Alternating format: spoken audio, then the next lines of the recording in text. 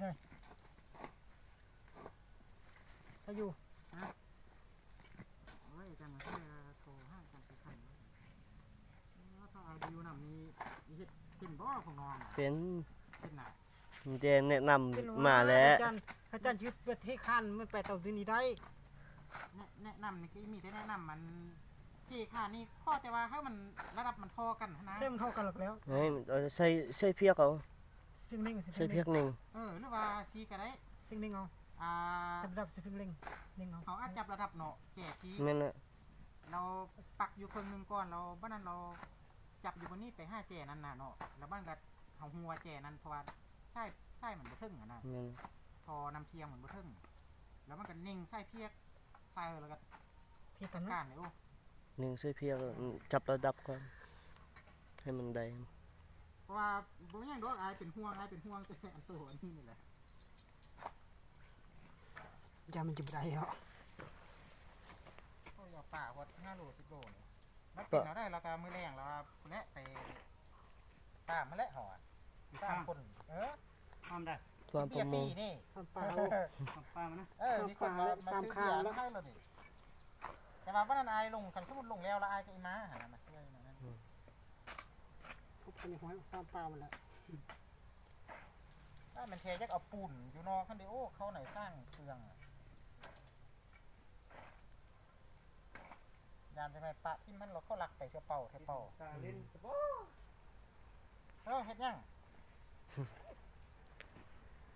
น่ะเฮ็ดยัง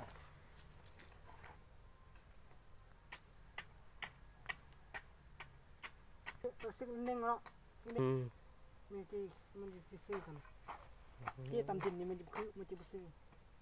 กันเขาเทตำน้ำดินมันมักบ่ซื้อบ่เพียงบ่ได้มีแต่นิ่งเพียกแหลมเพียกจับระดับแหลมเพียกเอาน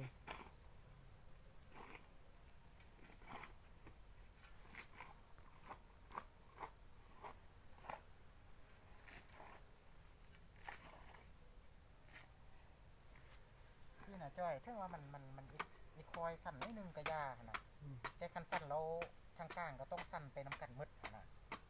ซ้ำตัวมันต้องสั่นไปน้ำกันมืดคันบ่สั่นไปน้ำกันมืดเราก็คือว่าฟังสูงฟังต่ำมันกินเขามันไปโทษกันโอ้ไม่เอาจะกันมาแล้วส่วนนึงไปส่วนนึงลงส่วนนึงขึ้นมันทึกกันเนาะก็ตายวะก็ขึ้นมาน้ำก็บ่โทษกันน้ำมันไปทั้งมันเลย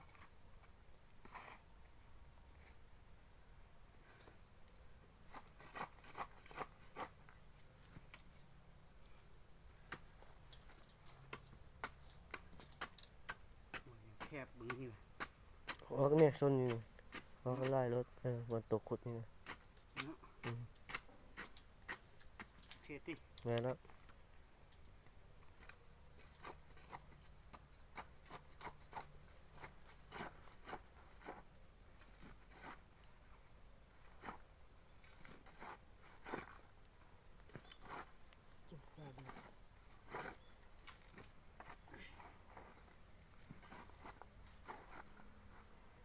กันบ่ขาพวกกินเบียร์ในมือแรงเราอยู่เหือนอายพี่โอ้เนาะ